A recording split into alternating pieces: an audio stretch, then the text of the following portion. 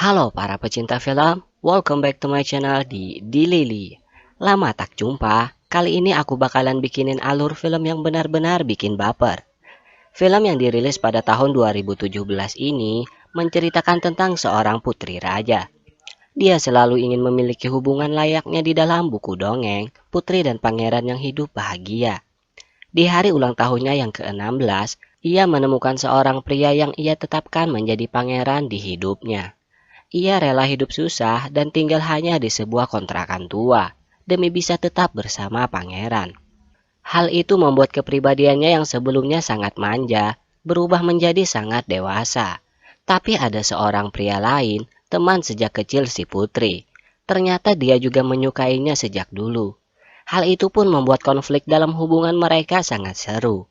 Siapakah yang akan dipilih si putri? Apakah teman masa kecil atau pangeran sederhana? Karena itu, mari kita simak alur ceritanya.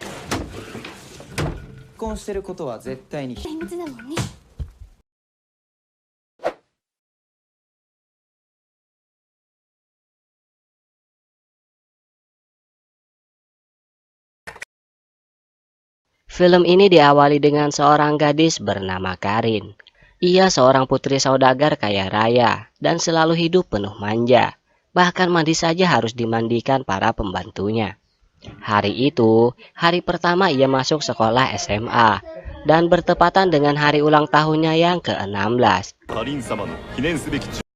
Ia pun berangkat ke sekolah dengan mobil mewah layaknya seorang putri. Ia selalu membaca buku dongeng tentang pangeran yang selama ini didambakannya. Tapi saat di jalan, ia dihampiri oleh seorang pria yang sepertinya juga anak orang kaya. Ia dipanggil Rinrin. Ternyata ialah teman Karin sejak kecil. Dengan memberikan sebuah bunga, di sini terlihat Rinrin menyukai Karin.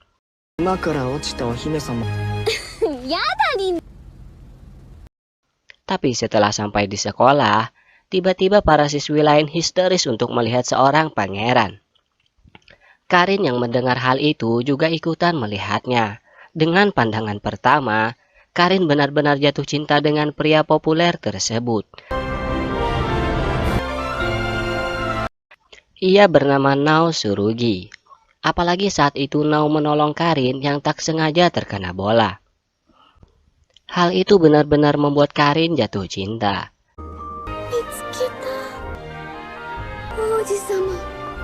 Setelah itu, acara ulang tahun Karin diadakan di istananya. Awalnya semua merasa senang, tapi di sini ayahnya mengatakan bahwa Karin akan dinikahkan dengan pria pilihan ayahnya. Hal itu sudah dikatakan para sesepuh mereka sejak Karin baru lahir. Karin pun langsung marah akan hal itu. Tapi tak disangka, pria yang akan dinikahkan dengan Karin itu adalah Nao. Setelah mengetahuinya, dengan sepenuh hati Karin bersedia untuk dinikahkan. Di sini Karin benar-benar merasa sangat bahagia. Pernikahan pun akan dilaksanakan, tapi tidak ada tamu undangan. Ternyata Nao ingin hubungannya itu dirahasiakan agar tidak dikeluarkan dari sekolah. Karin yang sudah bucin banget dengan Nao pun hanya mengikuti apa kata Nao saja. Kedua orang tua Karin benar-benar merasa bahagia saat itu. Tapi masalahnya, Nao ingin Karin tinggal dengannya dengan tempat yang benar-benar tidak layak dihuni. Ditambah penjaganya yang sangat bikin takut. Karin mau saja ikut tinggal di sana karena dengan Nao. Padahal Nao tidak menyukainya. Yang menjadi pertanyaan, apa alasan Nao mau menikah dengan Karin? Di sini Nao menjelaskan semua peraturan di rumah itu, bahwa walaupun mereka sudah menikah, tapi mereka tidak tidur bersama, dan ruangan mereka pun memiliki pembatas. Ternyata Nao bersedia menikah dengan Karin itu karena demi hutang ayahnya bisa terbayangkan. Hal itu terasa mimpi saja bagi Karin, tapi tidak. Hal itu benar-benar terjadi. Ohayo. Di sini Karin benar-benar harus mandiri karena tidak ada seorang pelayan pun yang membantunya. Rinrin pun sedikit bingung melihat Karin yang datang ke sekolah padahal pelajarannya telah selesai. Untung saja rahasia Karin tidak terbongkar di sini. Dan malam harinya, Nao sedikit marah kepada Karin karena ia melewati pembatas. Karin pun menangis dan mengeluh tentang semua yang ia alami saat itu. Di sini Nao baru sadar bahwa hidup seperti itu tidak pernah Karin alami sebelumnya. Merasa kasihan, Nao akan mengajarkannya untuk hidup mandiri. Dan mendengar hal itu, Karin memutuskan untuk membuat Nao jatuh cinta kepadanya. Dan melakukan yang terbaik untuknya. Semakin hari mereka kelihatan mulai dekat dan menjalaninya layaknya suami istri pemula. Hingga suatu saat masalah terjadi karena Karin tidak bisa membuat cemilan popcorn.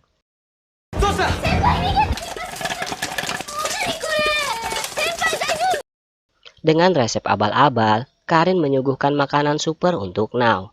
Walaupun terlihat tidak selera, di sini Nao tetap makan untuk menghargai kerja kerasnya. Tapi setelah acara makan tersebut, Karin membuat masalah lagi.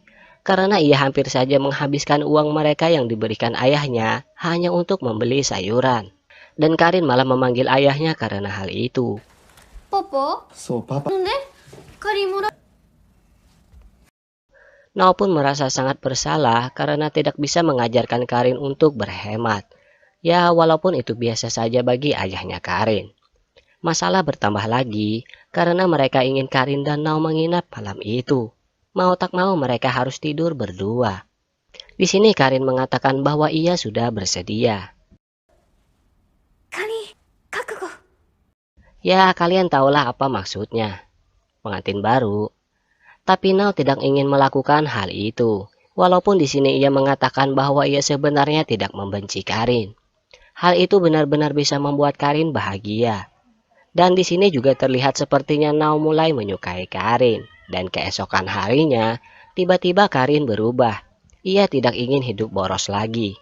Bahkan ia bisa meminta maaf kepada orang lain. Orang tuanya pun sangat histeris mendengar hal itu. Karena itu kata maaf yang pertama kali Karin katakan selama hidupnya. Ayahnya langsung ingin mengadakan pesta karena hal itu. Karin dan Nao pun terlihat semakin dekat, walaupun hanya dengan kesederhanaan saja. Di sini Rinrin menghampirinya, dan sepertinya Rinrin sudah mulai curiga tentang hubungan antara Karin dengan Nao. Dan Karin juga sedikit marah melihat Nao yang dihampiri para penggemarnya.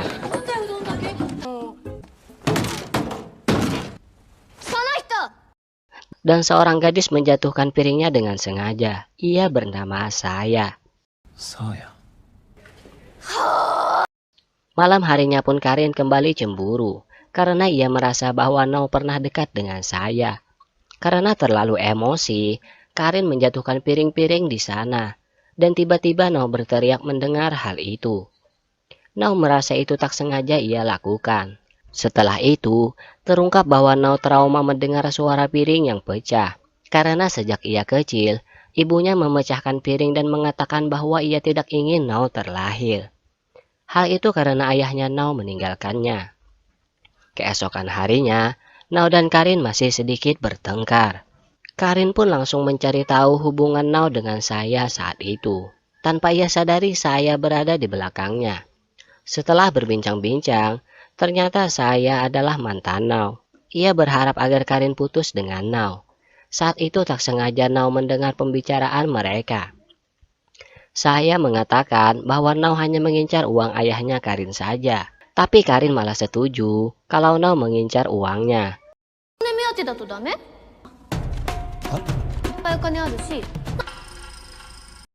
Saya pun tidak ada kata-kata lagi untuk melawannya.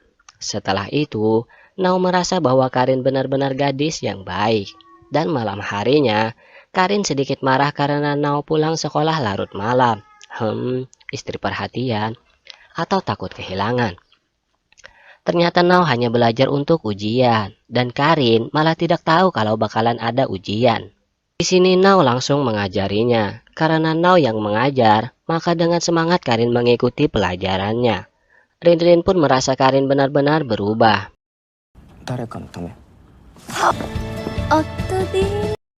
Dan sebelum ujian, Karin ingin Nao memberikan hadiah jika nilainya tidak merah.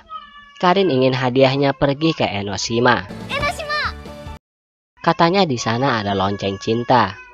Nilai ujian telah keluar, menandakan mereka akan liburan ke Enoshima. Rinrin yang melihat kedekatan mereka langsung memerintahkan semua pengawalnya untuk menangkap Karin. Ternyata selama ini Rinrin sudah menyelidiki hubungan Karin dengan Nao. Dengan ancaman dikeluarkan dari sekolah, Rinrin ingin Karin bercerai dengan Nao. Saat itu Nao menghubunginya dengan ponsel ayahnya.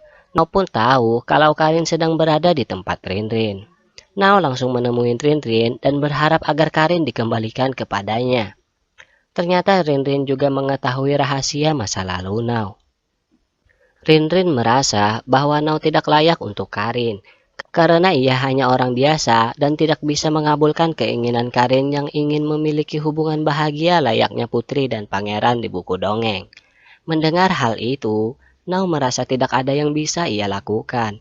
Hanya ada satu hal yang bisa Nao lakukan, yaitu memberi hadiah yang sebelumnya Karin inginkan darinya. Hari itu mereka habiskan untuk bersenang-senang berdua. Nao juga menceritakan tentang masa lalunya, bahwa ibunya sering memecahkan benda-benda di rumah saat marah.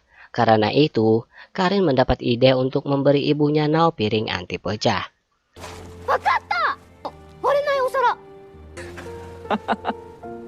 Karin yakin bahwa jika sepasang kekasih membunyikan lonceng cinta, maka mereka akan bersama selamanya. Tapi yang ia dengar malah kata cerai dari Nao.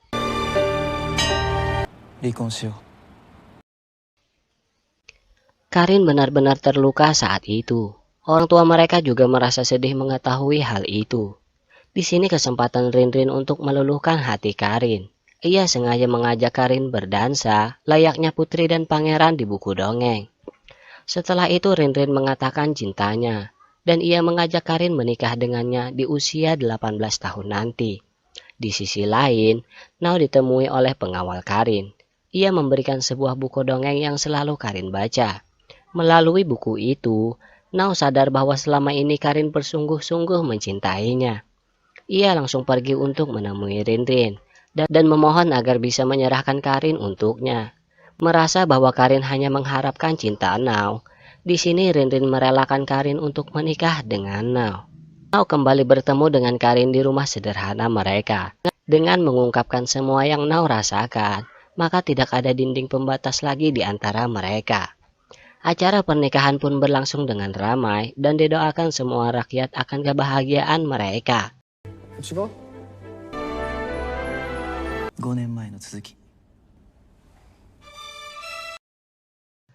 Nah, film pun berakhir.